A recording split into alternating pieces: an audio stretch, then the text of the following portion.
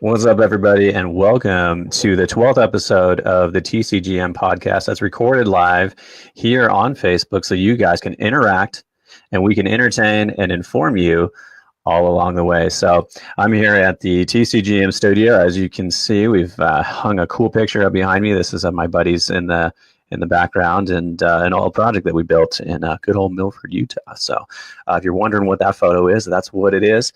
Today, we're actually going to be talking about emergency action plans, and we're going to get to know a guy that's been in this industry for a little while, and he's dedicated his time in the industry to helping teach other people about what to do when shit goes wrong.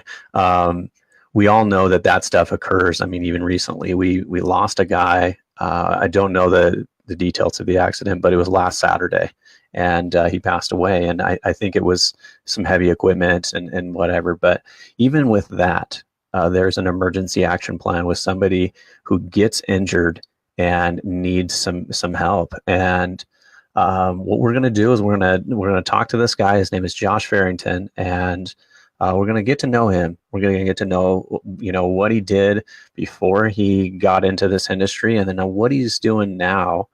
And we're going to talk about like the stuff that keeps him up at night, and just chop it up. So if you're here and you want to be entertained for a little while, and you're getting ready for the day, just put us up and listen in. I'm sure we're going to be able to entertain you guys and inform you a little bit. So without further ado, here we're going to welcome Josh to the show. Josh, welcome to the TCGM show, buddy. How is everybody? I think they're all just waking up here. I mean, I think it's like 8 a.m. my time, 9 a.m. your time. Where are you at today? I think you're in some hotel, right? Yep. So coming to you live from sunny Salina, Kansas.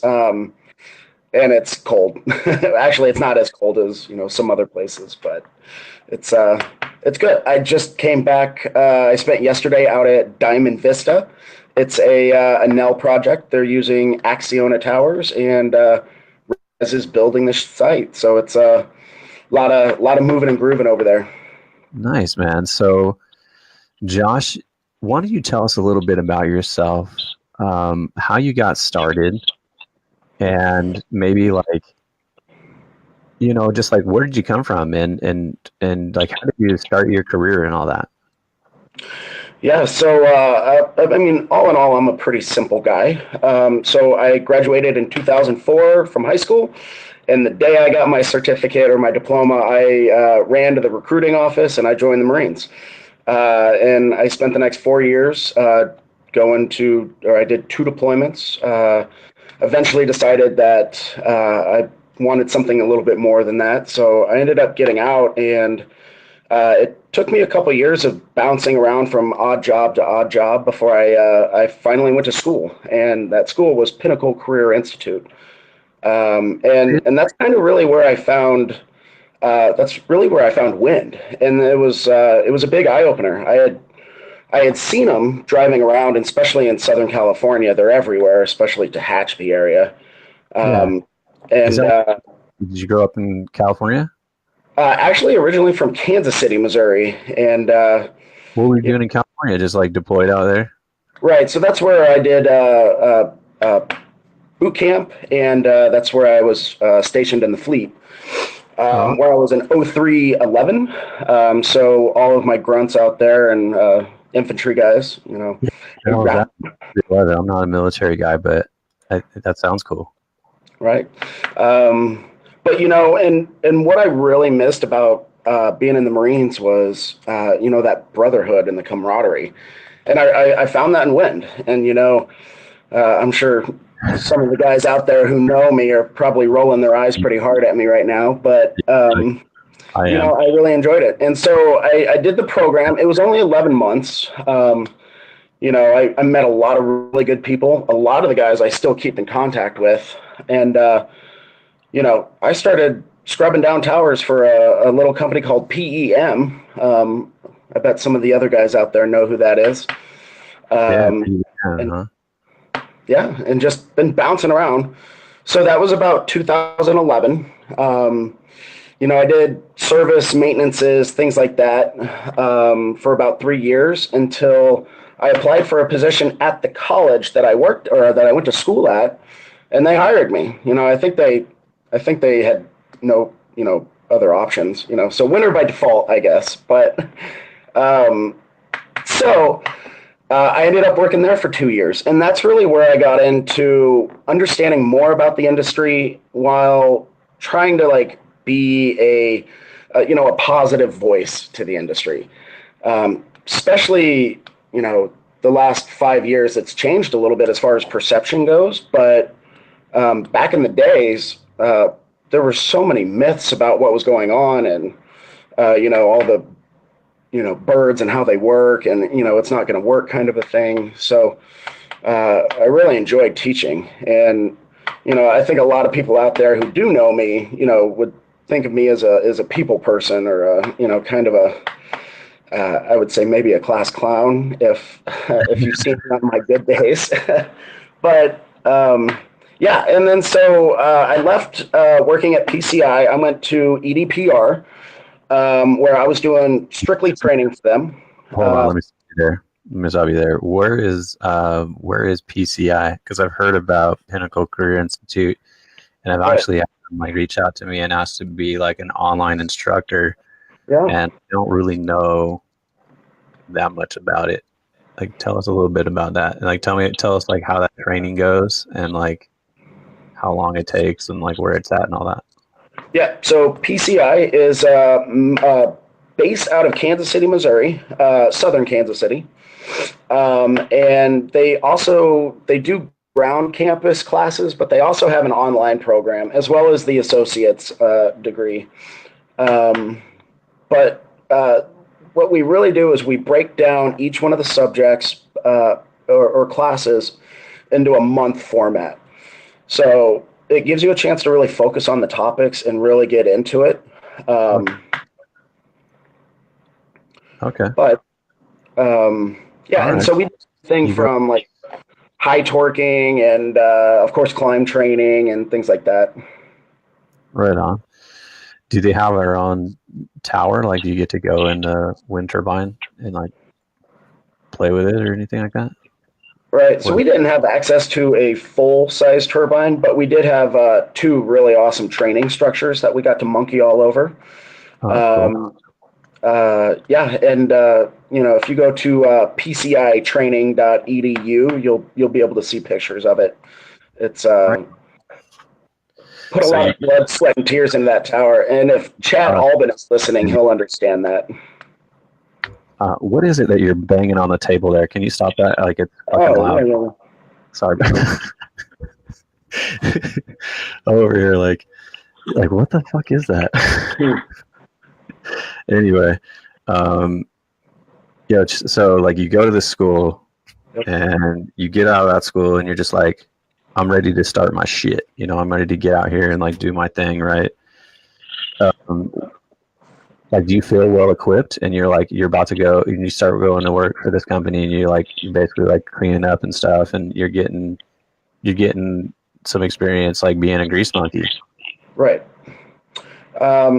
It was very basic level stuff. So I think when I got out into the industry, there was a lot of stuff that I didn't know about, the first time you climb up a full-size tower, and I was down in Los Vientos, down in the Harlingen area, down in South Texas, and oh boy, I'll tell you what, that first climb I did was it was brutal. I wasn't prepared for the heat. We were up there forever, and so I remember just the first couple days in the industry were it was a reality check, and I really wasn't prepared for it. Nobody can tell you how much it sucks to live out of a hotel until you do it, and then to know you're going to work just to have it, kick your butt up and down, and it was a reality check, big time. Yeah, I mean, I think Wintex can probably lose 10 pounds in the summer for sure, easily without even trying, staying with the same diet they have, and then just climbing all the time, just losing all that sweat. Right. So you go through this, and then you get over to EDPR, and you become like a technician. So I was training. I was a INSA certified trainer, and so at the company, I would go out to the different wind farms and put the guys through either, a 2-day or a 3-day or a 4-day class, based on really what they needed. Right. And that was really good experience. Like, that was my first real taste of training actual field technicians versus students. Right.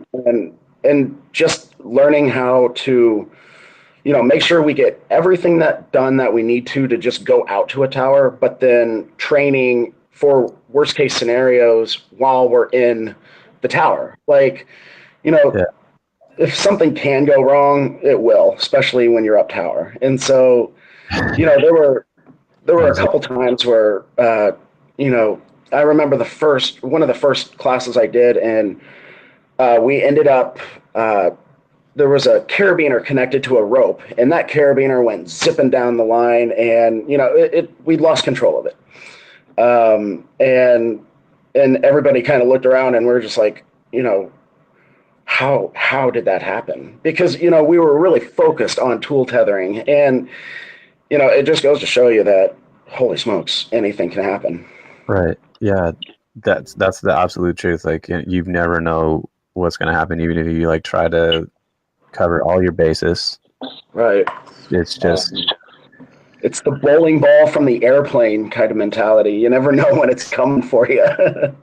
We had a safety guy who, when I first started and I was in Iowa, he was like, you got to wear your hard hat on top of the tower.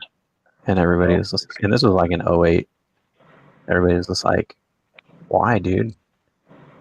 And he's like, what? He's like, what if a bird has a turtle in its talons and then drops it? I'm like, are you fucking kidding me? Like, you're an idiot. You know what I mean? And like, so Really? yeah, that's my first taste of a safety person. I'm like, this guy's an idiot. And so like, it sucks because like you're a trainer, but really you're part of the EHS team, even currently with what you do now. And like, that can't be easy to like be that guy, right? Like, safety guys don't really get the good rap, but yet we're all thankful that you taught us what we need to know so that we can adjust and like figure out things at the end. So what's that like, man? Like, when you show up, is it like a different tone? Like, you remember what it was like when you just showed up, when you were just like a tech, and then as opposed to like now you're like this training guy, like, to kind of give you any grief about that? Yeah. And, you're kind of like threading the needle on, do you be strict? Do you be relaxed? And, there's pros and cons to both ways. If you're too strict, nobody cares. They'll tell you what you want to hear, and then they go off and do whatever. Right. But if you're too relaxed, then people start to get lazy with what's going on. So, one thing I make sure to say in every single one of my trainings is, no matter how much you get paid, it's not worth dying for. And I think we can all agree on that, right? So I agree to that. Right. So, and it's something to where like, hey, if I can help you get home at the end of the day to go see your family, I think that's what it's all about. And, I've got my opinions, which, in the training realm doesn't matter because, you got to follow the book. But, like glasses while you're climbing, that can be more of a hazard than not wearing them, Yeah. So you're like getting all fogged up and you can't see, and exactly. and sweating all the time. Yeah, I was a big, like, I hated climbing with glasses. I just hated it. And made myself do it once 3M hooked me up with like those non-fog ones, and it was all right, but it's still weird to me. Yeah, and we've got newer stuff out now to where, if we have the funding, and if it's in the budget, like let's get good stuff. Like, guys, I always get this stuff where they get a pair of gloves, and there's so many holes in the gloves that it's just, it's not doing anything, right? So for you, bud. Yeah, like, hey, let's get you some good gloves. Maybe you need different types of gloves. So however silly that sounds, that's, at least we're thinking about safety. And I think that's the big part of it is just let's talk about it more. Right. And I love how this industry does the morning safety meetings or the PODs in the morning. I was up at Rattlesnake Wind Farm near Sioux City, Iowa, and the first thing that these guys do in the morning is they all turn to each other and shake each other's hands, and they pat each other's backs, and it's a good vibe. I like it. Yeah, it's always cool. Like, unless somebody just keeps asking stupid questions and just like keeps the meeting going way too long, and you're like, dude, I'm gonna be working here late. I got somewhere to go. Stop asking dumbass questions. Like I hate those safety Right. meetings where it's like a guy just doesn't want to get out and get going for the day. You're just like, Yeah. shut up, dude. Nobody cares about that stupid comment you made. Like our meeting has already been 45 minutes. Like we got to get out of here. Yeah, but I think that's cool. I was just making the comment where you're saying, like, I think there must be 1,000 rattlesnake wind farms, like and everywhere else. Like everybody wants to name their site Rattlesnake, Right. Rattlesnake or something. So it's like, they're not getting any more creative with these names, right? no, not at all. I don't think so. So INSA hooks you up, and Right. you learn how to like do rope access. You learn how to like train guys on how to rescue themselves, and like that's like a hell of a cool program. I mean, I love those guys over there. And then after that, you go into what you're doing now. Is that correct? Yep. Yeah. So and the big thing that I learned when I was at INSA or working with INSA was it's not about so much the skills. It's about just prevention. Keeping stuff from happening is the big thing. So I took all of that stuff over to Nordex, and Nordex Acciona really gave me a position to where I can not only build and help build the program with a great team that I'm working with right now, but it's a chance for some improvement, and there's always going to be struggles when it comes to bringing on new ideas or thinking about new technologies or new safety approaches and different things like that. So it's been fun, and at the end of the day, I get to go out to wind farms and climb these towers and still feel like I climb, or still feel like I get up tower, and Oh, that's a good thing, man.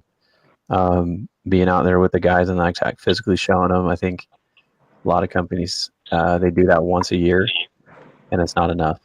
Right. And, so I applaud you for committing your life to that. I mean, I've had some great safety guys in my life that have helped me learn and grow. And even when sometimes I didn't want to hear what they were having to say, I would, I would come out better off with it, And so,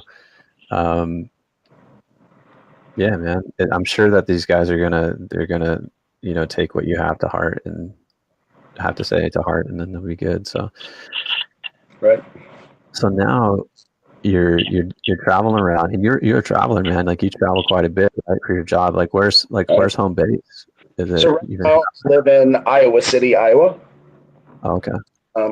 Because our headquarters is in West Branch, Iowa. Oh, okay.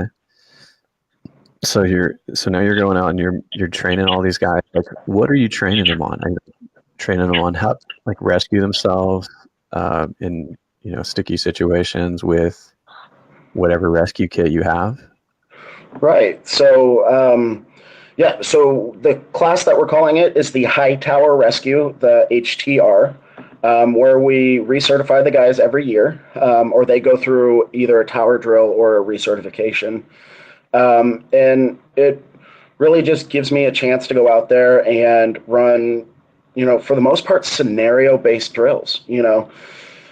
things like somebody's fallen or electrocutions or burns or, the fun one is the amputations, I heard the stories of the guys out in the field, and I've actually got a former student who has lost one of their fingers out there, Oh no. and right, and actually pretty fresh out of a training too. So it was just one of those things where he got complacent, and next thing you know, I think it was the turning gear that his finger got pinched into. But yeah, Okay. pretty I interesting. wonder, we should ask these guys. I can create a poll here, and I can ask a question. We should For sure. figure out how to do that. But the only thing is you can't just answer any question. And it says basically type your question, and there's like 1, 2, 3. I have a horrible feedback, and I'm sure these guys are listening can hear it too, and I'm not sure why. So like we're having technical issues. I apologize. Josh, I'm sure you can't hear it, but I think it's coming through somehow. Quite frustrating. Especially since we tried the morning and like this program doesn't work. So shout out to Be Live TV. You got a great program here. Thank you. Anyway, I'm done playing violin. Stephen Guile says it's not too bad. Okay, so you can hear it, but it's not too bad. I'm trying to figure out how to adjust it. I'm no fucking technical engineer inside of a podcast studio, so like I'm a wind turbine technician by trade. I'm lucky I even like get by with this. The only thing that doesn't like kill me is like I just don't give up. That's the only reason I'm even halfway successful. I just don't give up on anything. He's just stubborn. Just stubborn. So anyway, we'll deal with the feedback, and so like. Let's see. Who do you think? Who do you think is like the hardest guy to train? Is it the guy that's like been in the game forever, or is it the guy that's like, fresh out of school? Like doesn't make a difference. I think it's the guy that thinks it's beneath him, or the guy that has something more important to do, or or even the guy that's just so stressed out from work that he doesn't think he has time to sit through training. Right. That's dangerous. Right. And I even have it in my PowerPoint where I think stress factors are one of the biggest contributors to workplace harm. But the biggest thing, I mean, dudes that are distracted because of crap that's going on in their lives, like that's totally needs to be on the JSA. Like, did your wife leave you last night? If so, you're staying down here, dude. Seriously, because like you're not here mentally, or like, did your kid like have some crazy thing happen to you? I've kept people down on the ground. Like, they're like, yeah, I'm here at work. I'm like, what did you do last night? And they tell you some tragic thing, and you're just like, I don't know what you thought was going to happen here, but you're not coming up tower with me. Oh yeah, you're staying down here, and I think that's what the lead guys have to do sometimes. But like we should all do that individually. Oh yeah, but we're all like afraid to say that kind of stuff. Like, oh, I'm human. Yeah, happened in my life. And I've got the same approach too. If they're not in it, then they don't need to be in it, and. Yeah.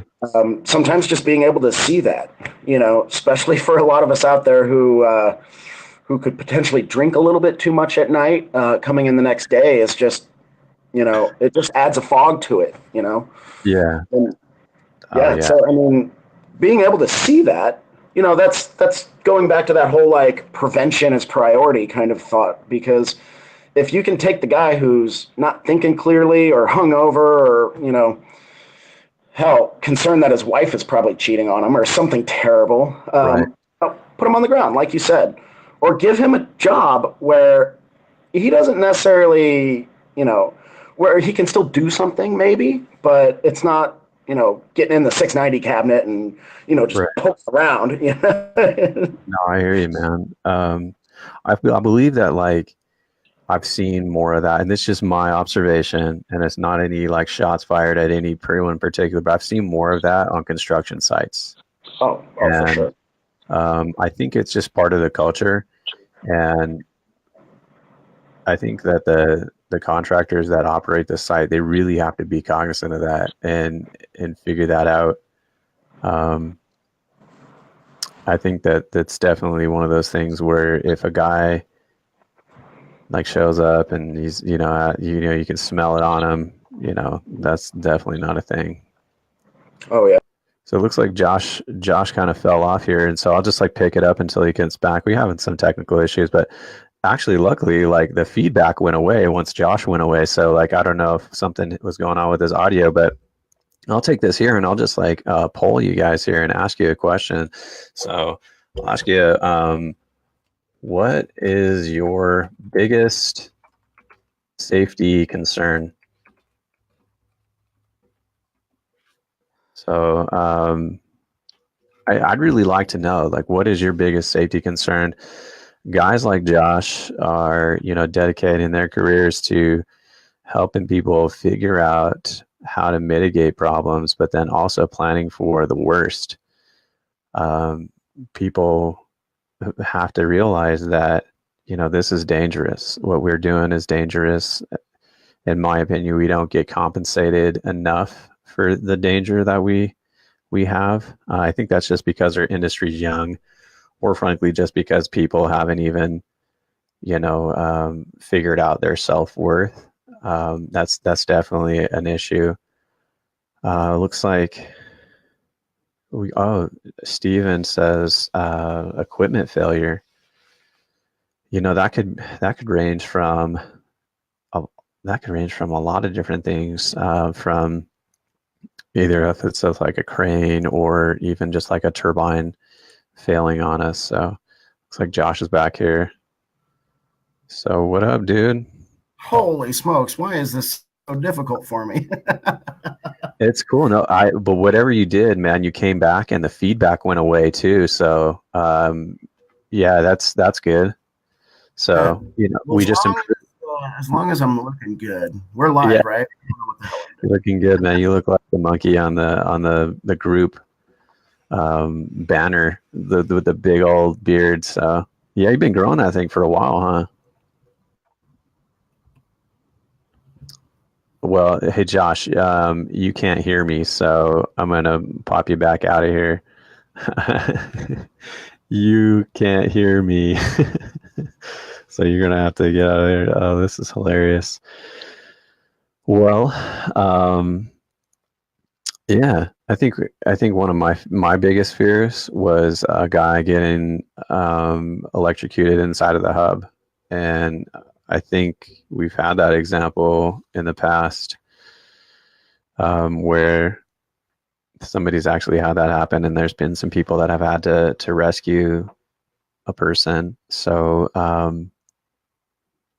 my biggest fear is that is, what if I had to take a guy out of the hub and he wasn't wearing his harness, and I've got to lower him down or like try to like sustain his life or whatever. That's probably one of my biggest concerns for sure. Just anything arc flash related too. I mean, like burns and all that. Just like, oh man, I don't know if I can.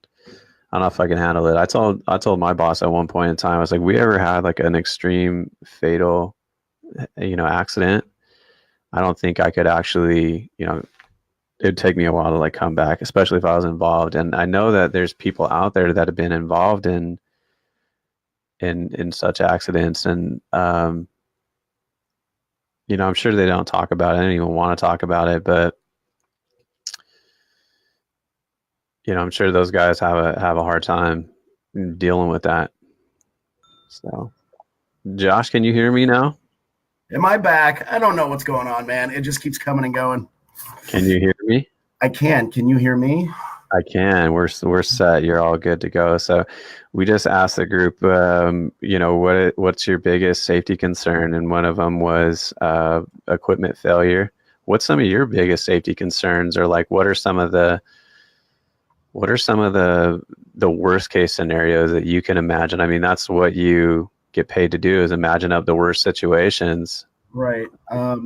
So I would say, to validate what your guy was talking about as far as the equipment. If you don't inspect it, you don't practice with it, you don't understand it, it's not going to work for you. So that's a big one. I would also say medical concerns. We got young guys, we got older guys, and it's I mean, I'm definitely not as healthy as I should be for how strenuous this job is, but stuff like that. What do you mean? Like you're just like what? Like you just.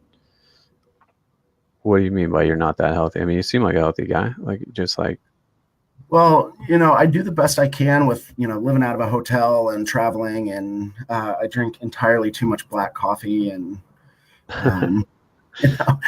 but for those who know me, I can handle a beer or two. But right. What happens? So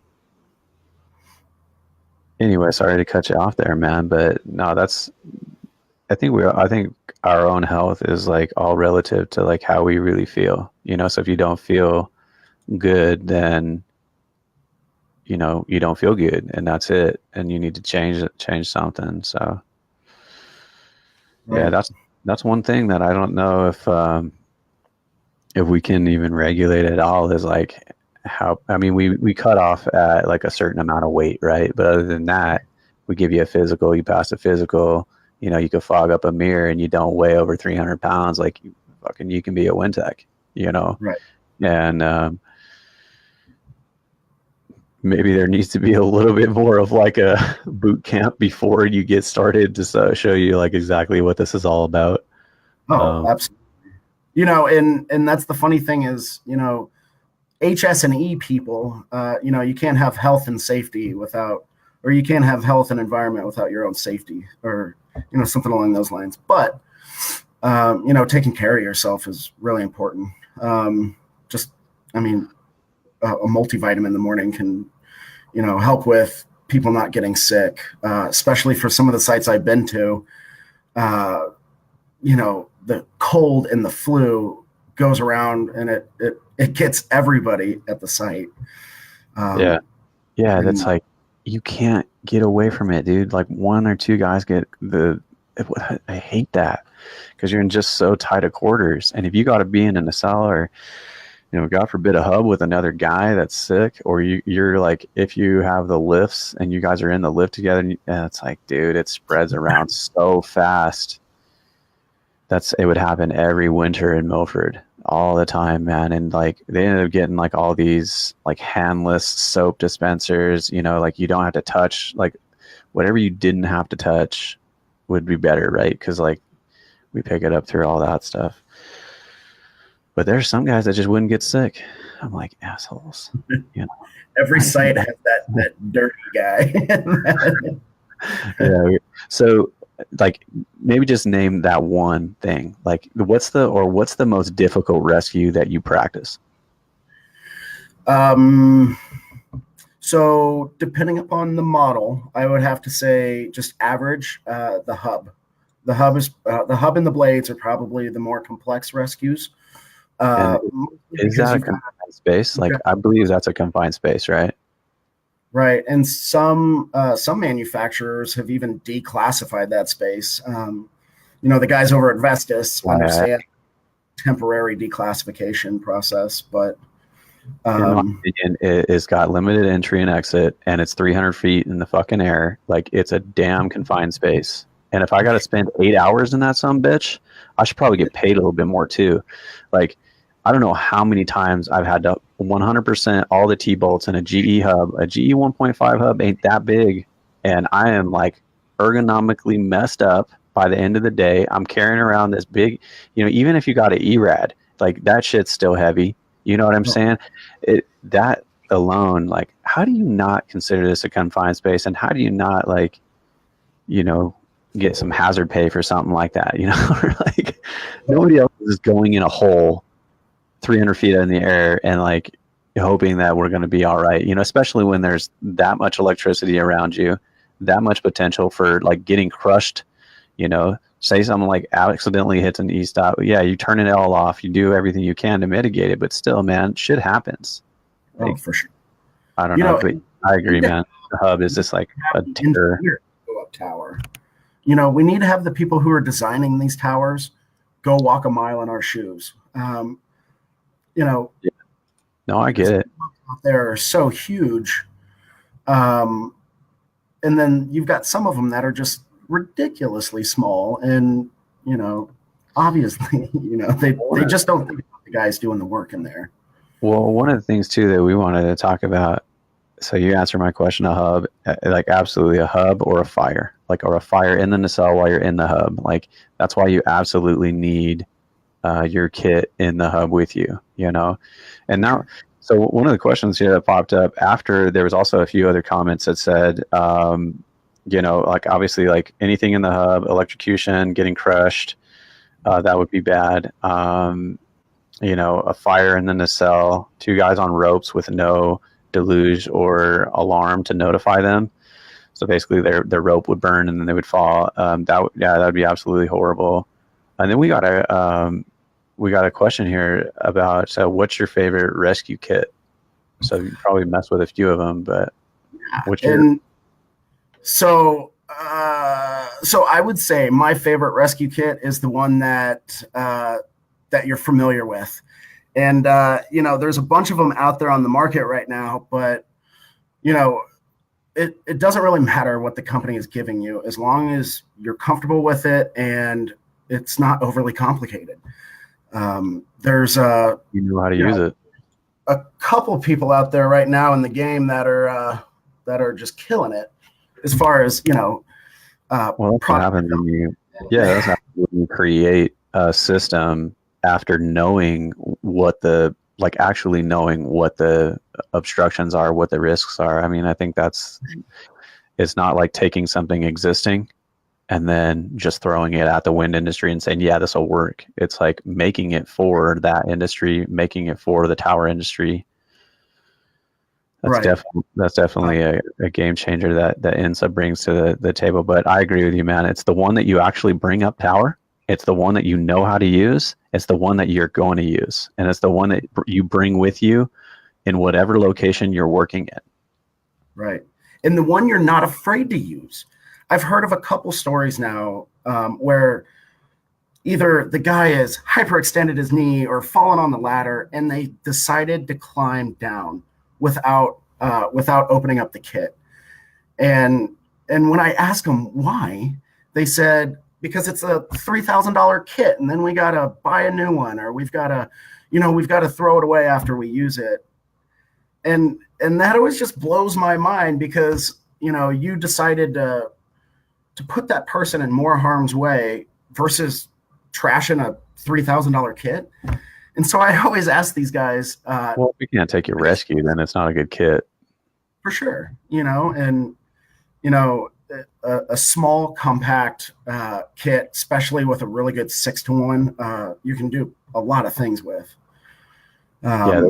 Those smaller kits now that you're like, we're carrying around, like the only thing I don't like about them is I don't like climbing with them, and I don't like them like where they're at. I don't like them having them on my D-rings. I don't like it how it slaps my ass as I'm getting up there. It's kind of like, get on up there, boy, you know, slapping your booty, you know. I'm just like, dude, this thing's fucking annoying. You know, can I just put it in a bag and like run up this thing? You know what I mean? And if you hang it off one side, you're all like, you know, like off kilter or whatever. And I don't know, that has to be changed. Like something needs to change with that. Like I think that we'll continue to innovate and get better at it. But you're right, man. It's like the best kit is the one that you use. The 6-to-1s though, yeah, like you can pull a massive amount of weight like up. And this thing about it, right? Like if we're maxing it out and you got a 250-pound guy, I mean, I'm almost 200 pounds, 6 foot tall. Like we're lifting dead weight at 250 pounds. That's tough. One of my biggest concerns is always if like the guy didn't have his harness on and I got to rescue him, you know, and, I got to get his harness on first, and then I got to rescue him. And if it's a really bad situation, say like a fire, like I'm going to be tempted to be like, sorry, buddy, like I got to get out of here because like I can't save your life and mine at the same time. And then that would just like mentally weigh on me for the rest of my life. I'd be like, I let that dude burn, right? Like, but yeah, I couldn't get him, around to it or whatever because he like had smoke inhalation or whatever, right? Right. That's And so, even to that point, I think everybody should take time and actually roll somebody into a harness. You don't realize how exhausting it is to move a big guy around, and yeah, being in the Midwest, and especially down in Texas where everything's bigger. I'm not. Of course, there's big guys, but there's guys out there that are 6'5", 300 pounds, and they're, my goodness, I mean, you're going to tweak your back moving them around. Yeah. So, yeah, and I mean, I think everybody should take the time and practice getting somebody in or out, or, and I always get the eye rolls, or just leave your harness on. You can strip all the other stuff off, but just leave that harness on. Yeah, your kit and the harness, they got to go together. Yeah. I always think about those two kids. It was that iconic picture where they're standing on top. They're hugging each other right before, I think one of them jumps, the other one rides it out and ends up burning or something terrible like that. But it always makes me think, how many things went wrong to get to that point? Was it one big thing or was it a bunch of little things? And so, that's life that does not need to be lost because I would say one little thing. I would say like multiple little things that went wrong for sure. I mean, at least resulting in that. I don't know that much about that situation, but I know exactly what you're talking about. And right. That's like the photo that rang around the wind industry. You know what I mean? That's just, holy shit, that happened. You know what I mean? And I believe they were really young too, like 19 and 20. What scares me, dude, honestly, Josh, what scares me is the ones that we don't talk about. Oh, and really, like, that pisses me off. I'm like, how did this guy die? And we didn't fucking talk about it. And right. like, even I call people out like, hey, let's talk about this, and I don't understand it. Like, how do we just not even talk about it as an industry? And I think what better place, right? And oh man, those are the ones that get me. Just absolutely. Maybe subtle like talks back and forth inside the industry, inside of like a small group, but like bringing it about. I mean, what do I got to do? Like subscribe to the OSHA page or like wait for that report to come out? Like, how do we make this stuff public so it doesn't happen again? So there's a couple things that I would say to that. Of course, you can find all this information on OSHA. And even calling OSHA is a pretty painless process. Like you get some good answers from them. On the other hand, though, what you don't know, and once you know it, it can be pretty alarming. Just to know that, what is it? Close to 5,000 people died in the year 2016 when they went to work. Like that's a lot of people, and you start to break down how these people died at work, and it's dumb shit. It's slips, trips, it's taking a small fall, or it's it's the little things, and that's the tough thing to really think about is, when we're up tower, we see the danger right in front of our face, but when we're at home hanging up the lights, we don't see it. Yeah, I'll give you a perfect example of something crazy. And so like I'm in the game already, been like 8 years or something in, right?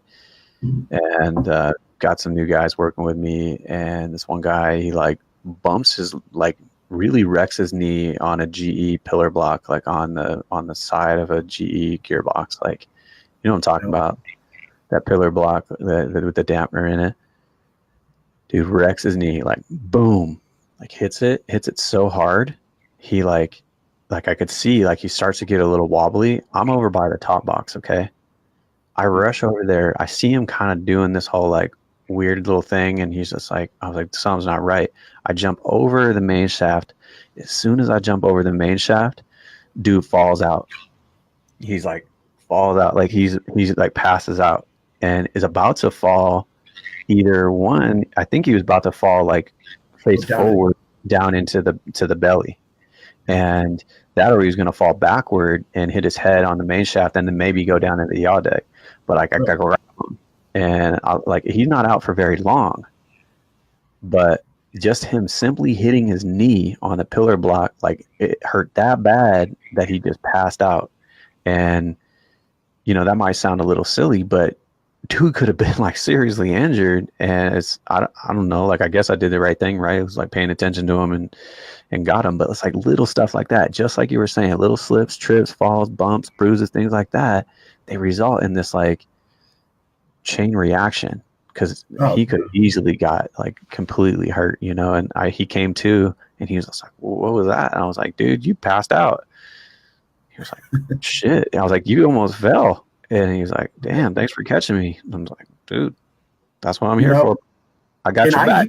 I literally got your back and like holding on to you,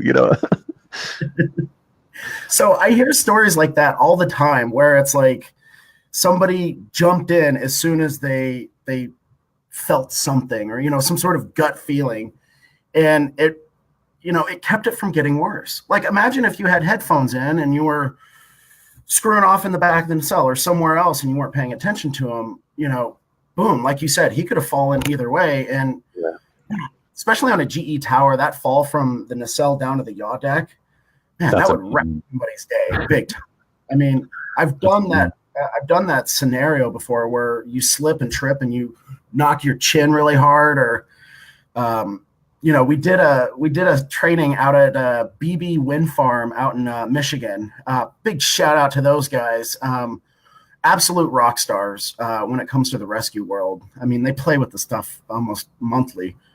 But we started to realize, like, you track a little bit of grease up the ladder.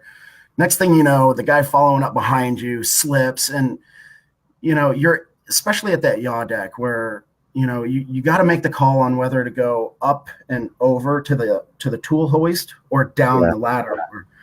And so there's no right answer when it comes to a rescue. It's just making a decision. And like your story was, just jump on it and make it happen. Try to do your best to keep from hurting them anymore, I guess, is the best rescue advice I can ever give anybody. Like your rescue is going to get banged up a little bit, for sure. Especially if your site doesn't have spec packs or X collars or trauma equipment.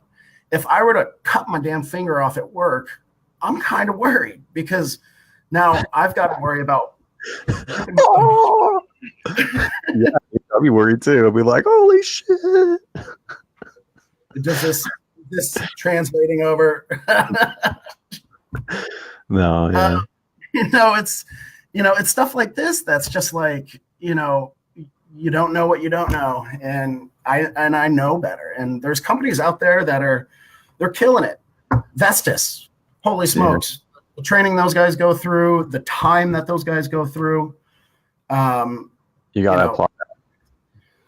Yeah, you gotta applaud that, because I mean, it's real time and effort to get good at what you're trying to get at. And then also like the competitions. I mean, I think, I don't know if all Vestas sites participate in competitions, but they had the Wind Warrior.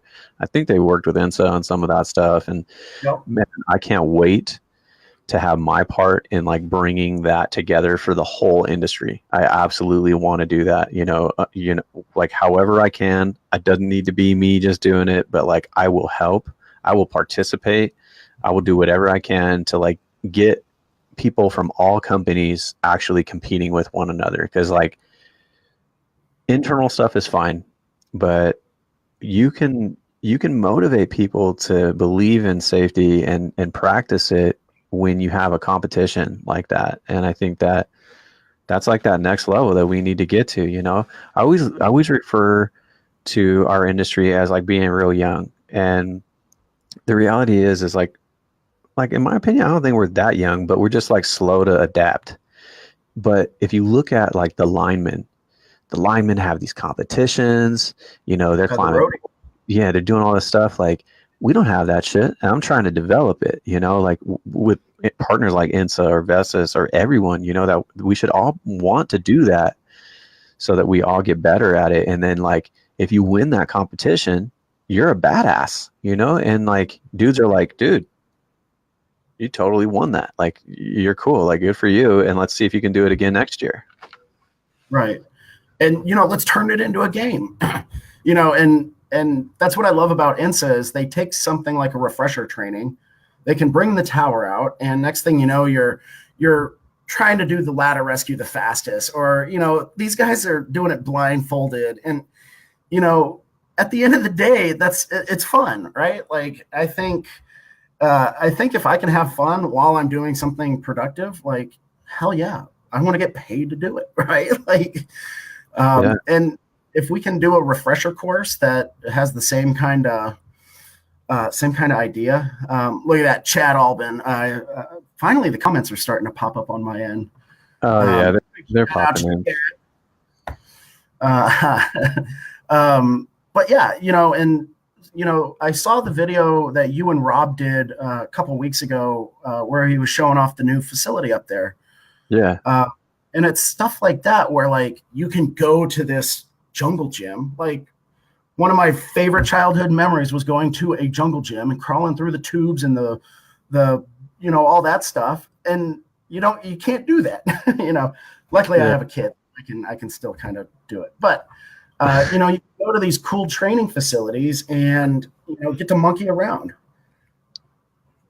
Look at that. Yeah, I modeled that pose right there.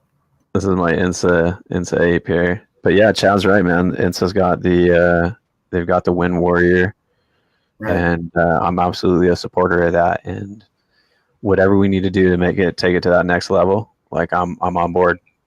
Yeah, so, absolutely. So we talked a little bit about rescue equipment. We talked a little bit about where you came from. Let's go back to that for a minute. Like, so you were in the Marines. Do you feel like that helped you in the current role that you have now? I would imagine so. Absolutely. So one thing that I always try to get across to the guys in my class, guys and gals in my class, is you don't know how you're going to react until you're sitting there staring at blood, or you're staring at a broken arm or a bone sticking out of the side of somebody, or hell, a leg missing. You don't know how you're going to react. So that's why we focus on the training. And even some of my battlefield triage training, and how to stop traumatic bleeding, and different sorts of wounds like that. It definitely helps me convey how to use a tourniquet or Israeli bandages, or even just providing effective pressure points. Steve Brown always does this thing. Another shout out to Steve Brown, where he'll grab the absolute shit out of the pressure points on your arm, and you're sitting there going, all right, dude, like, I get it. There's no blood in this thing. But you don't know that. Too, man. Right. And, it's just a matter of pulling on any experience you have. And, a lot of people don't know what, like, the smell of a lot of blood smells like, or iron, or how like sticky it can be. And I've heard of a couple stories now where the first responders on your skin is going to coagulate everywhere else too and get real nasty. And then you got to worry about bloodborne pathogens and cleaning all this stuff up, like and hopefully we don't see much of that in our industry, but I hope we don't. I want to plan for the worst and hope for the best. This comment right here, it got me here. It says, because there should be evacuation equipment mounted on top of the nacelle or the heli deck. And so, like, obviously this guy maybe works offshore. The heli deck, like, we don't have those, but like Siemens seemed to do it right. And Clipper did it right for a while, and then they just stopped doing the Tractel equipment that was up there. But I am absolutely a proponent of having equipment up every tower, and I don't know if that is just like a budgetary thing. But fuck your budget, buy that shit. Okay, like, these are people's lives. Like, fuck you, buy that shit. get it certified every, like, look, Right. man, I don't drop the F-bomb all the time, but like fucking buy the damn equipment and put it up every tower, okay? And let me have my personal shit too. Because if you're gonna penny pinch on my life, what's up with that? You know what I mean? Like, I don't care. Like, that's one thing I'm passionate about. So I absolutely applaud this guy for like telling it how it is and how it should be. What do you think about that, man? I mean, like, obviously I gave my passion a little bit on it, but like, do you think that would help? I do. Absolutely. I also think that there needs to be fire extinguishers and first aid equipment and stuff like that. Like it's a number. It's a simple investment that you can make in somebody's life. And I've heard a lot of these stories where we throw this shit out if it goes bad. Well, put it up there, make it available. I'm sick of seeing guys wrap electrical tape around their fingers because they get a cut on their finger. Yes, they're too afraid. Yes, exactly. Because, dude, let's be honest. Okay, I was a wind tech for 8 years. Before that, it was construction guy that sat in the office. But, dude, during those times, those 8 years, okay, there's always somebody that gets hurt. And what I'm telling you is, like, so many incidents don't get reported, and everyone knows it. You know what I mean? Because, like, why go through the paperwork, right? Like, we're all just like, fuck, like, I got so much shit to do anyway. Like, why am I going to do that? But this is the other thing. As a wind tech, I have to be a master Tetris player and packer of things. Not only that, but I have to like figure out the ergonomics of my body so that I don't hurt myself putting these things in and out of the bag. First off, let me just simplify it. I shouldn't have to pack the same thing over and over, like the first aid kit. Like, I really believe those things should be up tower, like, because those will get forgotten. They do get forgotten, just like the fire extinguishers get forgotten. I honestly am calling out the companies, like, and saying it's not about their safety, it's about your budget, because like, you're just wanting to buy one fire extinguisher for a truck that a guy packs in and out. How many times I've actually packed fire extinguisher up and one of the motherfuckers like went off in the damn bag, okay? So like, I don't give a shit. You need to go and you need to put the fire extinguisher up there. You need to put the first aid kit up there, and you need to put a rescue kit up there. Right.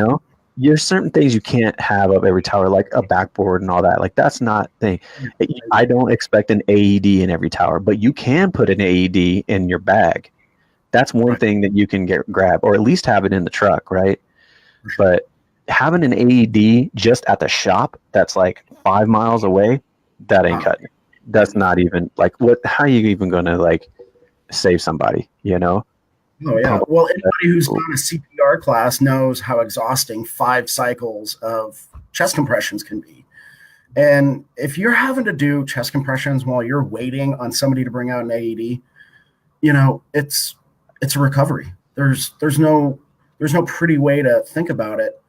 It's just, it's bad news, and it's somebody's going to get hurt. Somebody's, hopefully not, but eventually somebody's number is going to come up, and they're not going to have the equipment that they needed. And we're going to be able to trace all of this back to some bean counter that's sitting there that goes, well, I don't want to pay $1,500 for a track tail. I don't want to pay $300 for a first aid kit. I don't want to pay, blah, blah, blah, blah, blah, and at the end of the day, that's chump change. Like, these companies are making damn good money. And, now that it's a thriving industry and not just surviving, we're going to get more and more people.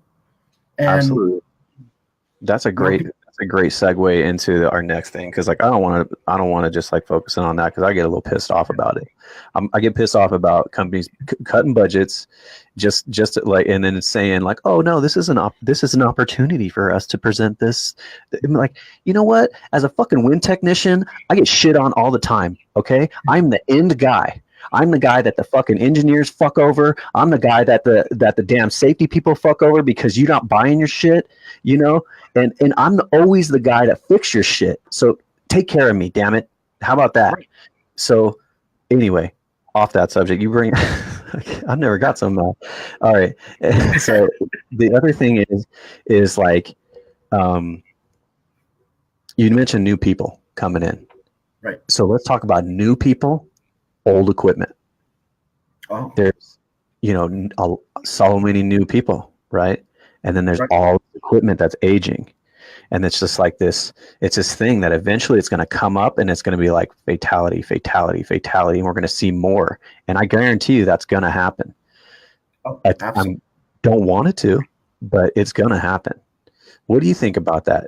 An aging fleet and a new generation coming up? Right. Well, I think you nailed it. We're hiring people that are fresh out of these schools, or they're young, or they're coming from different industries, oil and gas being one of them. Holy smokes. The stuff that they get away over on that side is ridiculous. Especially people that aren't used to following the OSHA way of things. Some of the contract or the commissioners that come in from, the parent companies, we're going to start seeing stuff like this if we don't start talking about it now. And like you said, we've got the young and then we've got the older guys. And, for me, I'm not going to retire anytime soon. What's the oldest guy that you ever taught? Like the oldest guy I ever seen that still climbed, he was probably like in his late 50s, and he was like pretty damn in shape. But like, there's got to be guys in their 60s climbing these things. Like, oh, absolutely. When I was at the school, PCI, we had this one gentleman. Good gravy. I want to say he was early 60s, 62, something. Yeah.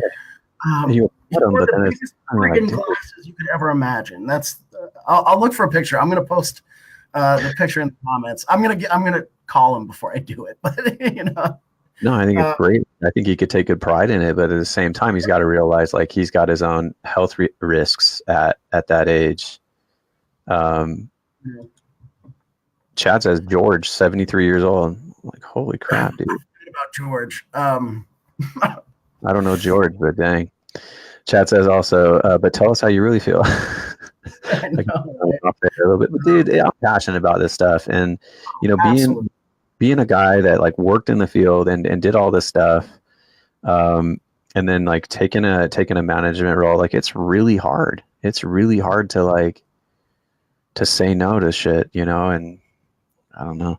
Anyway, what about these older turbines? Like, dude, some of these things, they're getting pretty damn old. Hopefully they're well maintained, but what are some of the risks that you imagine, or some of the risks that you've seen come across your desk as like incidents and stuff? Like, there's got to be certain things. Like I can think of a few. So, if the site was half-ass maintained, if there was a lot of pencil whipping or a lot of the Texas torque sticks, Never heard that one, Texas torque sticks.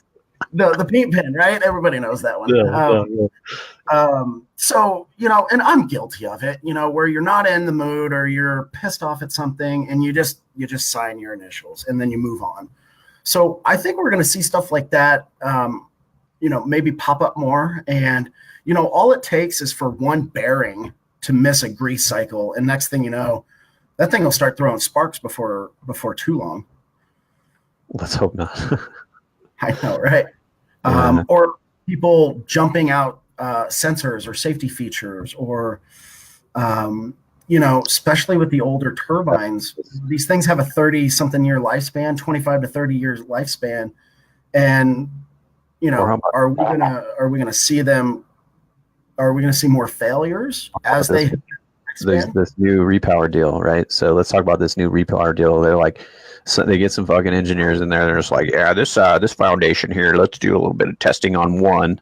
let's do a little testing on this one over here, and then this fucking one over here, and they're like, yeah, this shit's fucking great. Like we can just reuse this foundation here, and maybe this tower too, and then stack a new nacelle on it and let it be good for another 20 years. And I'm just like, oh shit, like really?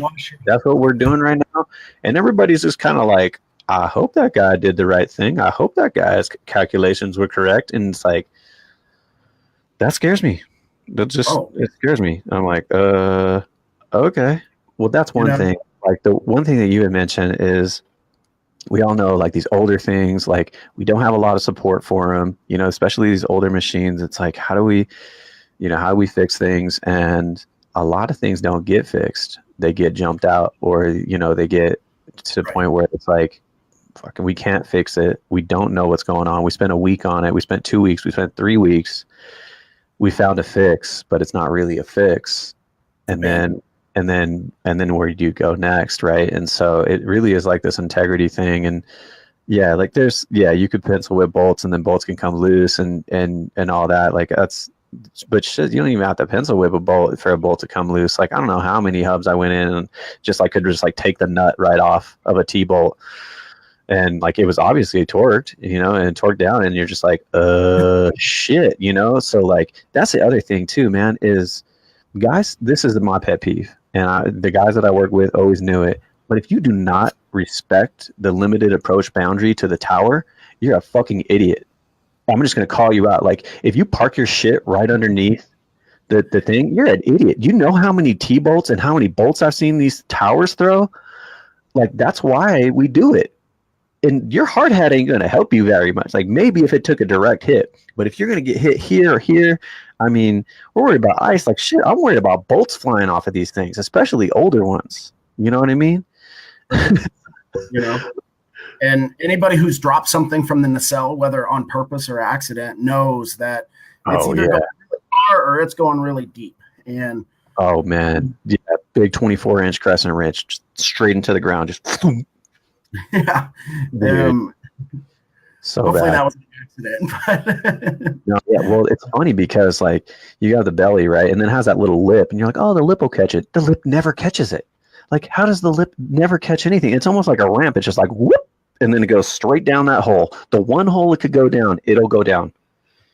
Always, every time, dude. Every time. Any kind of tool, anything. And then you go down tower and you're like, oh, I'm glad nothing was under here. Sure. Or even climbing down and a tweaker works its way out of your pocket, or the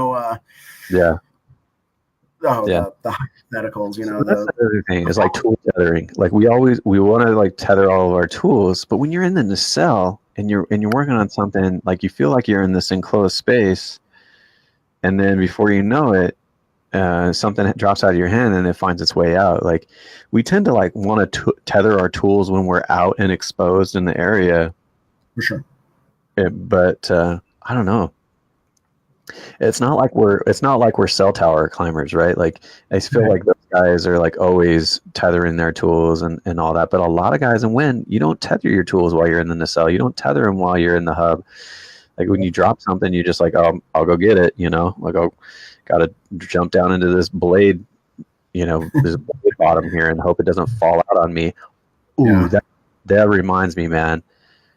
This is a crazy story, and I want people to hear this story. So, back in the day, I used to work at Clipper and out of this Milford site, and we used to have this thing like they like wanted to keep their fleet like available all the time, and so like we would get called out in the middle of the night, and like you would just have to like wake up, even if it was like 1 o'clock in the morning, you wake up and you go drive into the site and you go get these towers back up. It was stupid and completely unrealistic and horrible decision. Because then you're just screwed the next day and like you're all tired and like how does that even work? I mean, we learned and we stopped doing it. And I think, but anyway, I remember working with my guy, Steve Sent, big old Iowa guy, funny little fucker or big fucker. Like he's funny. And so like I go in with Steve and he's like, all right, let's go in. And we're just like half awake, like going in and We get in, and it's a hub entry, and I forget what the deal was. We get in there, it's like pitch black. Like Clippers have like horrible lighting. They have this like, even in the towers, it's like this like weird yellow lighting, and it doesn't light anything. Lighting. The hub doesn't have lights. There's like an outlet that you can plug a light into. We've got like our headlamps, and that's about it, until you get in the hub and you can plug a light in. So I go in, and I got this thing rabbit-eared. It's one of these bad boys back here. So I got this thing rabbit-eared.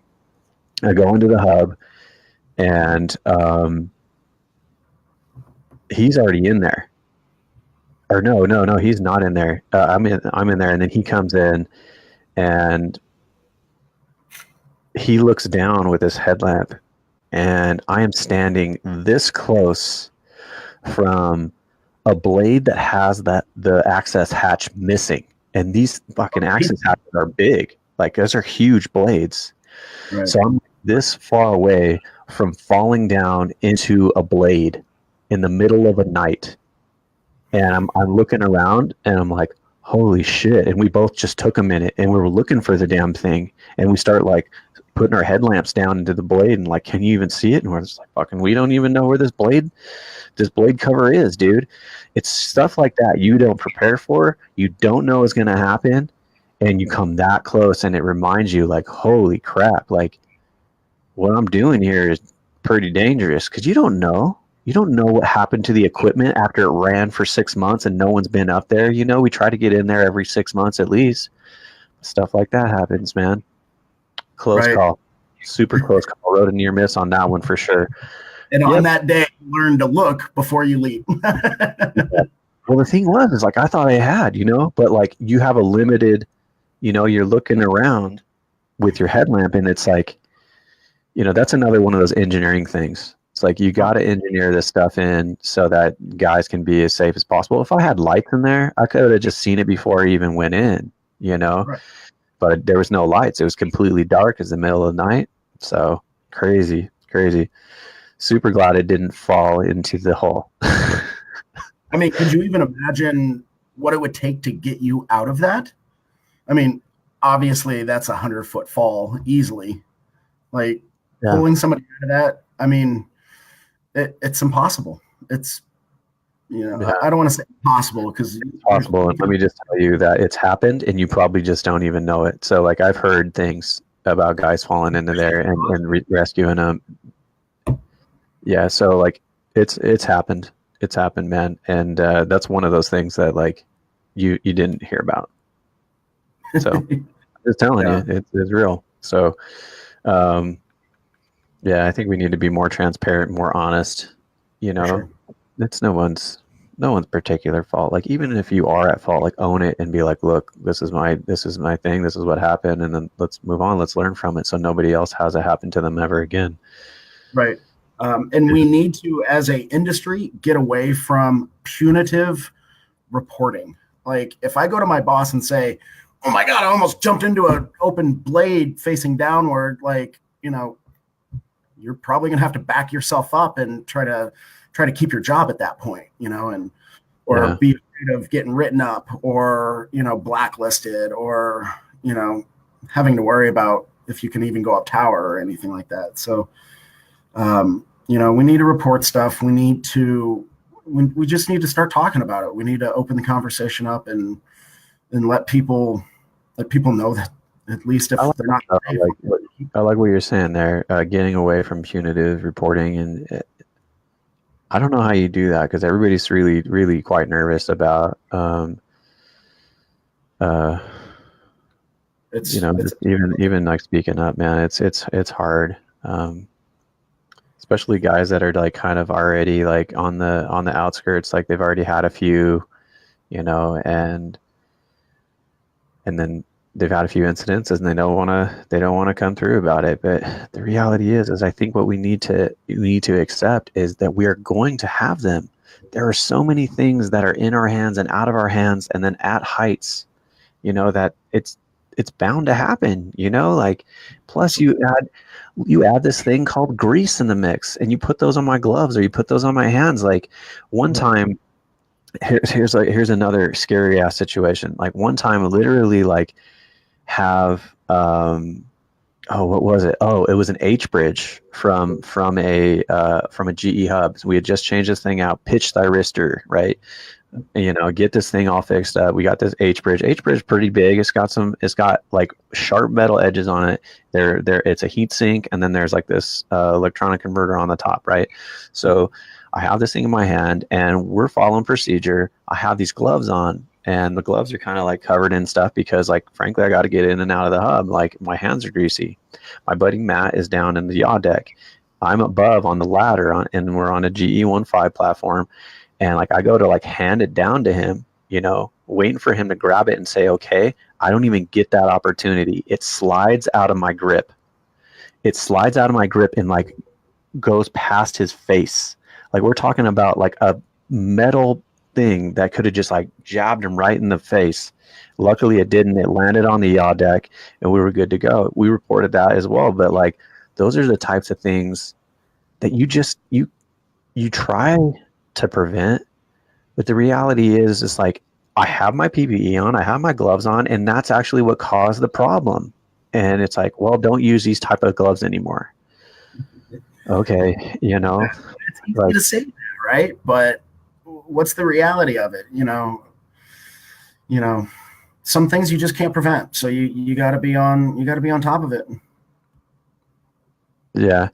Oh, I like what Lance just said. You got to get the CEOs to stop freaking out when incidents happen. I agree. People need to stop overreacting. They need to listen. They need to understand why it happened. How do we prevent it? And then, let's get some of that bad behavior culture out of here. Like, I love this industry, and I'm going to do it as long as God willing I can. And if I get hurt at work, I'm not bringing in any money. Like, right. So yeah, no one wants to get hurt at all. And for the guys who have gotten hurt, I've been to a site where the guy was on light duty, and you could tell he was just stressed out because he wasn't getting the hours, and and it was all because he slipped getting out of the truck. Like, I mean, it sounds silly, but it could happen to anybody.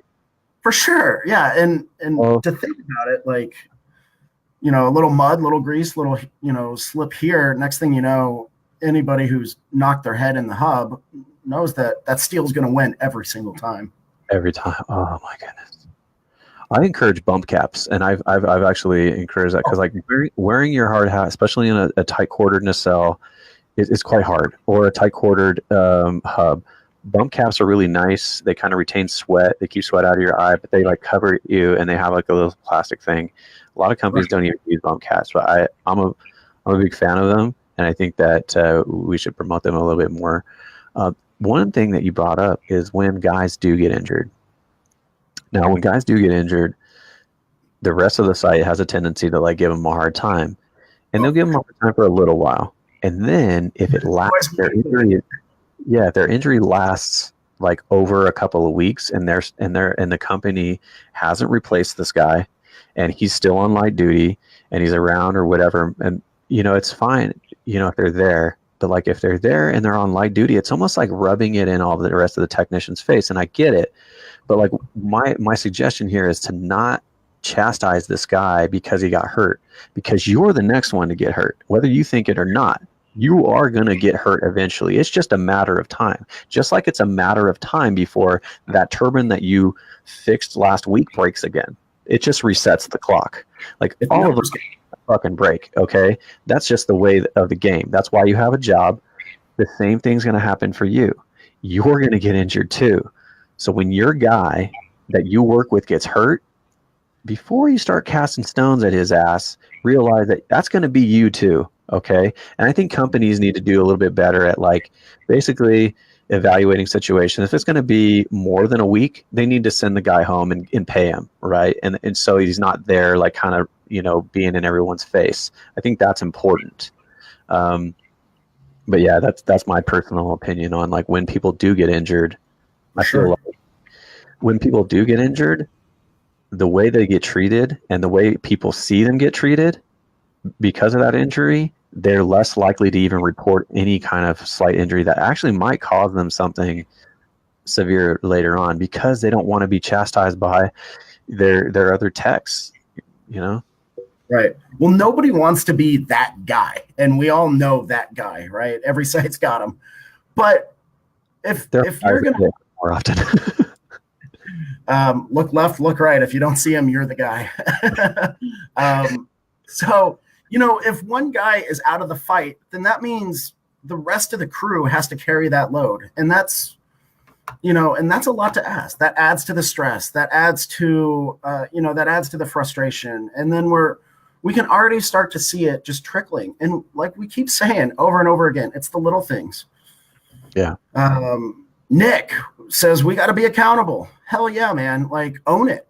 You know, I heard you say it, Neil. Own it. Like, if you screw up, you screw up, man. Don't let that ego get in the way. And, you know, for the people who work around me, I've literally come to my boss with like the knowledge of like, hey, like this thing might get me fired. Like, and in reality, it should never nothing but like knowing like, hey, look, man, like I'm sacrificing myself up. Like I'm telling you, this is exactly what happened, and like that's becoming, I think, a little bit less likely to happen, and because it just offers you up for some vulnerability, right? Like maybe you could get fired or whatever. But I think what Nick was trying to say too is like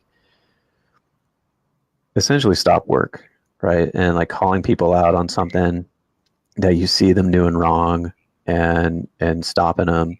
I've got a great example here, and this is something that kind of hits home for me. And so it's a situation where multiple people saw this guy doing something wrong.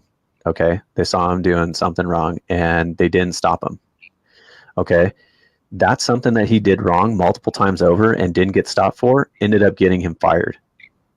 Right. His whole life changed at that point in time, and I just so happened to be the guy that carried that out, and that wasn't easy. But I had to approach every one of those individuals that had seen him do this thing and go, you could have stopped this guy from getting fired, but you didn't. So let me ask you real quick. Did he know he was doing something wrong? Oh, absolutely. Yeah, absolutely. Hands down. Knew he was doing something wrong. Like, right. And I'm glad you said something. And we need to stop the what happens up tower stays up tower kind of mentality, because you know, however funny that is, like, you know, like you said, the other guys who saw what was going on, they're, in my eyes, they are just as guilty. And, you know, if somebody sees me doing something dumb and they don't say anything, then, you know, it keeps getting worse and worse and worse. What scares me is this is happening more and more. So you got a senior guy, okay, that honestly, his seniority could possibly make him more complacent. That's just the way that it works, okay? But then he's surrounded by two other guys that are not senior, actually fresh green hands, okay? That situation, that's not a good situation, but that happens a lot. The reason it's not good is because that guy who has been in this for a while, he's not having anybody like of his caliber, you know, saying, hey, that's not right. He's got two new guys that are like, I don't dare say shit because you got 5 years on me and you're you know, my guy, like that teaches me how to do everything. That's a dangerous situation. And I think that site management and people in the industry, like they need to figure that out and like rotate people. You know, they need to like rotate people like more consistent than they're doing, you know, like you don't just pair up a senior guy with two green guys and let them work for 6 months together. That's fucking recipe for disaster.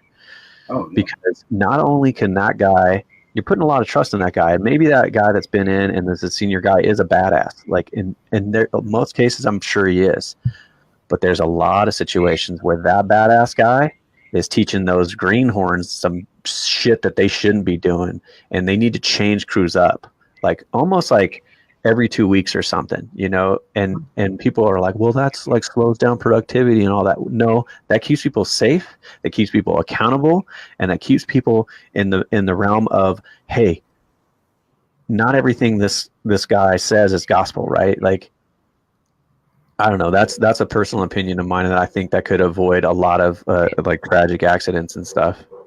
Oh, absolutely. And it's like a photocopy of a photocopy of a photocopy. You're going to lose a lot of that, and and the bad habits that are getting passed down, and some of those things like that, like like I say, you don't know what you don't know. So use a little common sense, however few and far between that is these days. But if somebody's going to ask you to do something, understand why you're doing it, and not just the step by step on how to do it.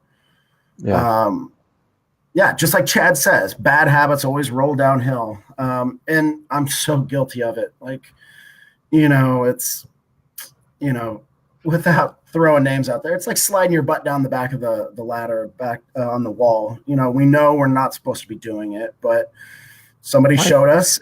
Why is that? Why aren't you supposed to do that? Like, that was my point of contact. I don't think your butt counts. My butt friction don't help. You get that up, right? I think it just puts people too far away from that safety climb, and then you swing into things, and you don't have all 3 points of contact. It's am I guilty of it? Yeah. There's also a lot of other things that I've had to break my own habits. Even just like forcing that lad safe down as you're climbing. We're a safety guy, and they're like, you got to do everything right. For sure. Oh, and yeah. The guys in my class are the hardest fucking auditors I've ever been in, because they sit there and go, but you just took off your safety glasses to wipe your face off, and sorry, I gotta report you. It's like, well, here. Yeah, right. It's like, that's a demerit. You're like, are you kidding me? No, but at the same time, I love it when people bust my balls over being safe. You know what? You'll always see me in a good pair of gloves and a clean pair of glasses. I might not have them on my face, but I've also got a cool visor for my hard hat. So I kind of cheat the system when I can without breaking the rules. I'm probably going to get fired now. Thanks, TCG. Let me ask you this. So I don't know when Climb Assist became like a thing. Honestly, I didn't get it in my site until I left, and I'm the one that requested it for my guys. So Climb Assist adds a whole other realm of safety concerns. Okay. And what are some of those that you've seen or you've heard about? Because those damn things, they seem dangerous, but yet they're helpful. I love them, but I hate them. And on the seventh day, the clouds parted and Climb Assists were invented, right? So for me, a Climb Assist can be your best friend, or it can be just another obstacle that we deal with. I have had a Climb Assist cable break on me while I was climbing, and all that cable comes just dropping down on you. Damn, how much do you weigh? I'm kidding. Oh, today's my wake-up call. I broke the Climb Assist. Damn it. I need to lose some weight. I'm getting called out by Neil. Or even for a rescue, if that guy was climbing up and he passed out, do we know that? Are the people coming up behind him going to do that rescue using that Climb Assist? I was doing one rescue where somebody hopped onto the Climb Assist just instinctually almost to climb up to do a ladder rescue. And it happened really quick, but the guy actually got that cable really close to his face. And we know, holy smokes, you can get rope burn or, anything pretty quickly. It's just there's so many obstacles out there. Well, if you think about it, there's incidents where guys are using it to climb down. Because honestly, I feel like that's the most helpful is the climb down. Because that's what's most strenuous on my knees is the climb down. Like I can handle the climb up. It's just like a cardio deal. And it's just like how much cardio do you really want, right? Do you want to like sprint, rest, or just sprint, whatever you want to do, slow and steady. Everybody's got their own little climbing style, right? But the way down, you got a guy going down and he's not fully disconnected, but he stops, and then the other guy thinks that he's already done, and then there's two guys connected on the thing at the once, and then the one guy doesn't have his footing correctly or doesn't have the lad safe on, and then pulls him down. I know those situations have occurred. I've been on sites where they have occurred, and they had safety stand downs and stuff like that. Like, that results in just everybody putting their hands up and going, "We need better communication." And then the one guy, it probably just goes like, "Shit, I didn't have a radio. I didn't really know what was going on." So he's like blinded, basically. He doesn't know that he's even like hurting his buddy. So that's one of the things in my concern. And we haven't really talked about I think we should get into it now, but like we need to talk about the emergency action plans. And so one of the biggest things in emergency action plan is like communication. Now, we all know that these wind sites are in places that, like, frankly, a lot of them don't have good reception. You know, we build wind farms in the middle of nowhere. Okay. You know, AT&T's not hooking up the middle of nowhere for reception if no one's there. You know, there's like 200 people. My old site in Milford is a perfect example. Like no one was really trying to like make the cell phones good, and they weren't, and they weren't good. You either had to have AT&T, and then you got minimal reception, or like that was it. You know, you couldn't have Verizon, you couldn't have anything else. But then you have this radio, okay, and even those can be unreliable. And the fact that you may or may not have them, you know, turned up, or there's lots of radio traffic and you're trying to like turn it down, and so I've always thought that it would be great to have like, I think we should have like a fucking intercom system inside of every tower where like dudes are just like, emergency action plan initiated, you know, or even if it wasn't a thing, it was actually a thing that either like the controller, like say it was lightning, like somebody could just hit a button and then there would be like like an audible sound. Like how hard is that to incorporate? Like not that hard at all, right? You know, like a relay connected to, you know, a digital output, you know, that just sends a signal to, you know, this thing that makes a little sound. And then everybody, either down tower or up tower, everywhere, they can hear it. And they go, oh, you know, there's lightning or whatever, or there was an emergency. I think we should equip our towers with that kind of stuff. Yeah, but anyway, kind of wild idea. Like, let's talk about emergency action plans. Like, what do you do to prepare your team to create one? How do you create one? And like, how do you execute? So first things first, think of worst case scenarios and then kind of work your way back from there. Technician A has a heart attack in the hub.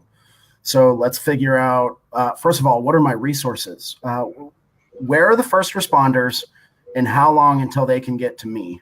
And if that's a short amount of time, then, you know, good. If not, then we need to think about possibly helicopters, or we need to think about, you know, in snowier climates, making sure that the trucks have the right tires. And, you know, so it's a multi-layer kind of thing where you really need to think about, you know, what can we do to get this person to the ground? And, you know, we're never going to be doctors, but we should know how to get somebody to the ground and have the first responders meet us there. And that's case scenario. Points, I think, are like the first thing, right? Creating muster points, right? Knowing exactly where everybody's going to meet. What do you do when shit goes down?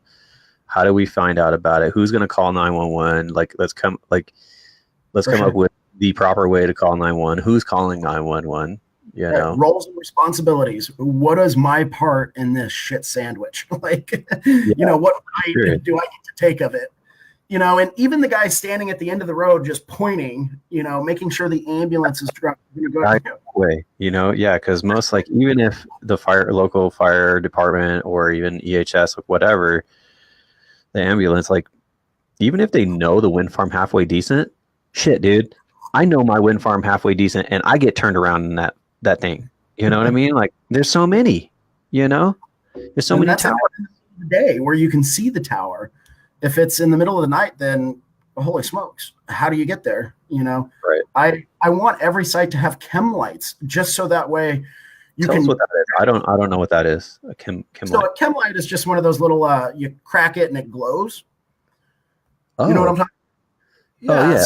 Yeah. Right. No, my kid loves those. I love those things. I've actually like cracked a bunch of those, put them on golf balls, and like whacked them into big gullies. It's like awesome. I highly recommend that. Sounds like a fun time. Okay, so that's like show people, hey, we're here. Right. Yeah. Hey, let's start bringing people into the tower, because if it's dark out, somebody might not see you. Oh, yeah. Chad, thanks for the this is your fun fact with Chad moment. The number for 911 is in fact 911. I thought that was either 911 or 911. Never forget. Never forget. Glenn says, practice like it's real. Get your local EMS involved so they know what to do, where to go, and get the person out of the spec pack. Yeah, we've absolutely practiced that. For sure. And Lance, you're right, because those are the things that really like eye-open people. And I think we just need to do it more and more. We even had like a helicopter come out to Milford one time. I actually recorded it all on GoPros, and it was really fun. And so what do you think about this? Like, we'll go off on this one for a little bit. Like, what do you think about sites like pretending like it's real, and like, so there's only a few people in on it? Like, we did that, and I felt like it was effective, but at the same time, I don't know if it was good, because maybe we could have caused some panic or whatever, but no one got hurt and we controlled the situation. But basically, like, I got on the horn and was like, hey, Steve got knocked the fuck out and he's like messed up, and like I'm like freaking out on the radio. I'm like, we need to call this and this and that and that and that, and then like this shit happened, and then we got the like the guys on the site thought it was real, and like it was really helpful, but I don't know if that's a good thing. What do you think? So so I was at a site near Mojave, and I say that because I don't want to throw anybody under the bus. But they did a drill, and somebody did, and when they did this drill, very few people knew. So when the call came out, they reacted perfectly. The guy at the office called 911. He coordinated people to get out there, and it went really well. They got out there really fast. They had the guy on the ground, blah, blah, blah. But it was all a drill. And at the end of it, the fire department that came out or that responded was actually pretty pissed off that they didn't know that it was a drill. They didn't let the fire department know. Well, we let the fire department know. Everybody knew except for the techs. Like, so we just wanted to like test the tech's knowledge and like what that's right. And what they did was they just they learned a lot by doing the rescue, but they also realized that a rescue is chaos, and you're trying the best you can to control that chaos. It's like herding cats, to quote a wise man. But I think I think a few people need to be in on it, because what are we testing with the drill? We want to see if Joe Schmo technician can get somebody out of the tower. So, I think we need to work on role playing a little bit better as far as when are we doing this, who's going to be doing it, what are we trying to ultimately figure out by doing this drill? Are we testing trying to find deficiencies in the action plan? And that's really what we're trying to do. And so when you do create a role in a scenario like that where no one really knows except for a few people that it is fake, you really do find out the missing pieces of the action plan. I know we did. And we definitely found out like how quickly people could actually even respond.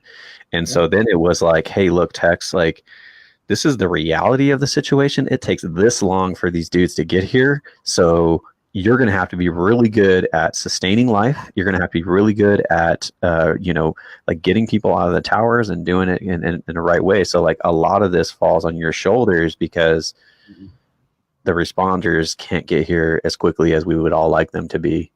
Or they're not going up tower. I've talked to a lot of first responders just trying to figure out how I can be a better trainer and make it more realistic. But most of the firefighters I talk to, they say, sorry, we just don't have the equipment. We'll go up there and basically pull a body out if we have plenty of time to do their own hazard assessment. And that's a shock for a lot of people, just knowing that you are relying on your buddy to save your life. That can be humbling, and to think, if I let this guy show up to work hungover, or, his mind's not in the game and I get hurt. Yeah. It was today my day, and I hope to God, I really hope that I hope the guys I'm working with are on top of it, because when that number comes a calling, you gotta trust in those around you. And I do rescue stuff all the time. Like, I'm nowhere near a subject matter expert, or I'm nothing more than just a dude who is just super interested in all this. So, like, I practice this. You focus, and so that's leading you in that direction, man, whether you think it is or not. And, you're still relatively young in this game, but like, you do have the passion behind it. And I think that it's going to like transcend into whatever you do. Let's read this thing, man. Nick says right here, I'll show it on the screen again. It says, many don't even reconsider their emergency action plans for the weekend or call out work, and the resource compared to a weekday work either. Ensure that the spec pack and the AED are close. So not only ensure that your spec pack and AED are close, but ensure that like everybody knows, like, hey, we're the only ones here. We have to carry out everything, like, this is a whole new scenario. We don't have boss man at the office with perfect reception there to call. We need to call, and that how do you do that? Like, how do you do that? That's another thing. It's like, if your cell phone doesn't work very well and isn't reliable, and you guys are the only ones out there, like, how are you gonna call out to 911? Maybe 911 you could call out to still, right? Because it usually patches through.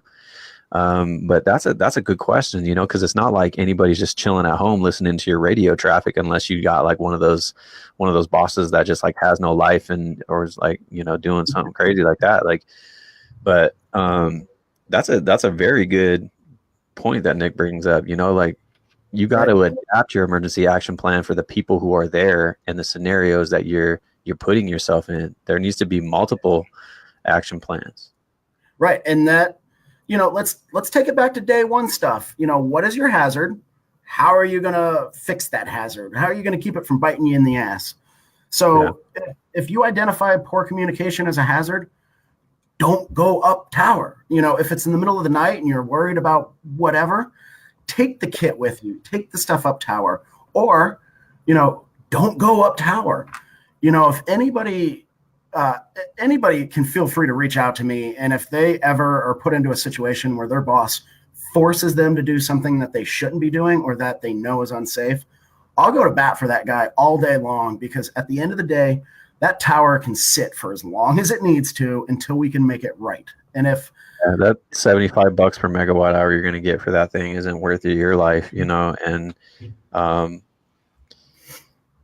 yeah, man, that's definitely a thing, dude. There's a lot when it comes up the most is, and I talked about this when I visited the e-cig event in Colorado, which is just a big group of owners like trying to figure out problems and stuff. And I brought to them the concerns about lightning and how we follow lightning protocol.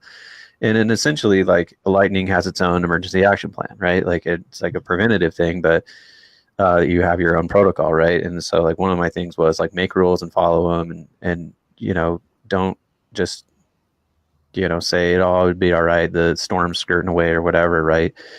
So the thing is about that, the reason I bring it up is because that is where you see, especially on the tower climbing Grease Monkeys community, you see that there's like the most strife. because, you know, a guy posts something, you know, a little meme about lightning or whatever, there's a lot of comments. So that makes me think that a lot of people are like pushing the limits, and they're like blurring their own lines or whatever, right? As far as like injuries go, you know, you can't really do that, but I don't know. I just felt like it was relevant. I don't know why. You know, and some companies are so worried about that time down tower that they're even lowering that range from the 30 and 50 miles, which is pretty standard. Some companies are doing 15 or 20 miles or it's scary though. Yeah, it's getting scary. Right. Like that storm is on top of you. What are you doing up tower? And again, hey, call stop work. You know, if you have a gut feeling that says something's not going right or something isn't jiving, get the hell out of the tower. Take the time, make it right. You know, and if anybody ever gets in trouble for taking the time to do it safely, then you don't want to work for that company, or people need to know about either poor management or, you know, things like that. Yeah. But, you know, and I think this opens so many topics on, like, you know, are we talking about the right things? Are we actually making these topics known to people? I mean, I see all these comments. I see all these people interacting with us right now. And it's, you know, these guys, they have better stuff to be doing than listening to me talk. Like, but they're bringing up good points. They're bringing up concerns. Yeah, we do this in the morning because we know guys are packing up for the day, or maybe they're up tower and they're just listening or whatever. So it's not like the guys are on here like not doing any work or whatever. They just, no. That's hard work. Day to do it, and I appreciate you for taking the time out to do it. If you could like bring up any specific topics, man, like maybe even like topics that lead into an additional podcast, like what do you think we should talk about? You know, I mean, just by taking the time and doing these podcasts, like, I think this is huge for our industry. It's bringing us together. It's giving guys a chance to just express opinions. And, like, you know, just because I'm passionate about fall protection and rescue and, you know, and that side of things, you know, let's start talking to guys about how we make these towers easier to work on, more user-friendly. Let's just open this topic up to everybody. Because, you know, if we can get engineers involved, then they understand the problems that we're having. Yeah. One of my big challenges here with this podcast is actually like tracking down the people and like getting them to like come on and you know, all that. It's pretty hard. I would love to do something on arc flash boundaries, arc flash in general, like talk to even like garment manufacturers, talk to them about their testing, and even just talked about like guys who have been experienced something like that. You know, we talk a lot about. I think the tower rescue is kind of sexy, and like a lot of people like talking about it. Is kind of cool. Like you get to be like this like rescue guy with your kit, and you're like, bam, check me out. You know, like I get to like rescue this dude, but like. Yeah, we could also talk about like arc flashes and electrical safety, and maybe we can get on somebody from like an FBA or you know, just somebody that's really knowledgeable, right? And just like talk to them and drop some knowledge and keep it cool. So yeah, man, I think it's and I see people who have commented, you know, there's a lot of experience in these comments, and there's, you know, whether you climb a wind turbine or whether you climb a cell phone tower or whether you know, just climb a ladder at work, you know, it's, you know, there's a lot of people in this industry that, you know, have stuff to say. And I think just having this forum or this venue to talk about it is awesome. I love what you're doing, man. Thanks, man. Well, I appreciate you taking the time out here. Like, just briefly, where do you see yourself going with all of this, man? Like, in your career here, where do you see like what's the next for you for like the next 5-10 years? Like, if you were just to, like, spitball it. So the furthest I've thought ahead is probably lunch, but I'm, you know, I think it's just, you know, I'm really fortunate to be working with a big manufacturer, and and helping them grow their fall protection and their safety team. You know, if money wasn't an object, honestly, I would go back to what I was doing, mainly because of the people I was working with. I really enjoyed, you know, all the friends and family over at INSA, and, you know, Rob, Steve, a lot of the CIPs and AIP trainers out there. You know, it's about surrounding yourself with good people that want you to be better. And, you know, I wouldn't be where I am unless it wasn't for, you know, some of the trainers that I've had, or some of the first influences that I had. Like, you know, ideally, I want to be able to retire out of this industry with the same legacy as like a Steve Brown, or you know, some of the other big players in this industry. Good aspiration to. I mean, Steve's a great example of a guy who's literally, literally touched many lives. For sure. You know, if you've ever sat through here on this rope thing. Oh, sorry, I talked over you. Who were those guys? So Steve Brown and Dan Vasquez. Dan works over at Vestas, and he's a trainer for INSA as well.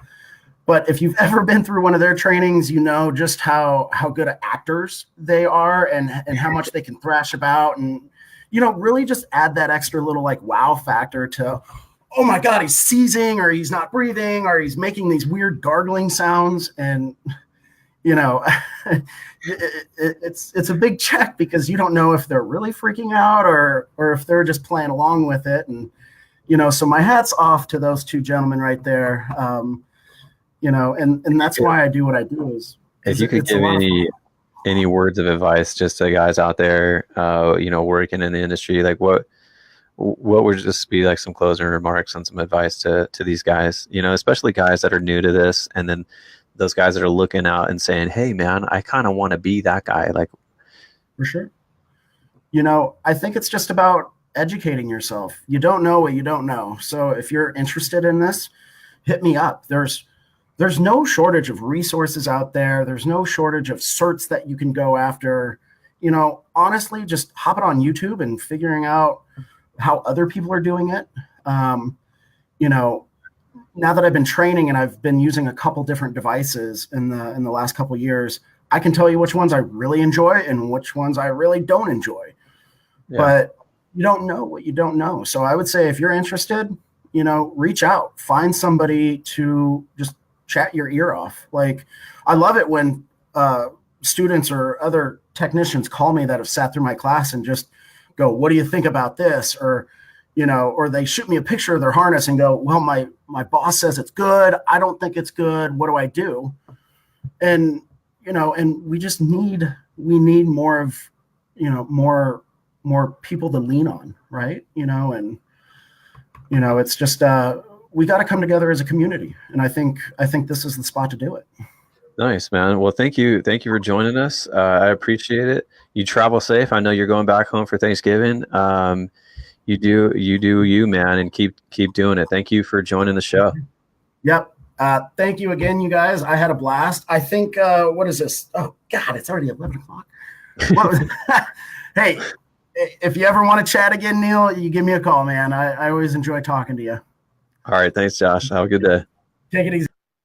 So that's really cool, man. And you know, Josh mentioned actually just like finding your resources. There's plenty of resources out there, but some of them are still in their infancy stages right now. You mentioned going to YouTube. We have a YouTube channel that's still in our infancy stage right now. Like, I think there's maybe like 300 something followers. But one of the things is about Facebook is I put out a lot of content on Facebook, but it gets lost in this hamster wheel of content, and a lot of people don't know how to like query videos that we've done. Like, we've done videos like regarding safety with 3M. We made a series of like 4 videos of like how to use equipment, you know, what your equipment is designed to do, like the benefits of this particular types of equipment, you know, and all of these things that really get lost. But I can tell you, on our YouTube channel, you can find those things a lot easier, because YouTube is more like a search engine. So if you're interested in that kind of stuff, if you're interested in seeing some of the travels and all that, definitely go check us out on YouTube. It's a platform that we're putting more and more time into because we understand that it's necessary, and it is where people go to find the how-tos. I love talking about this industry. I love being a part of it.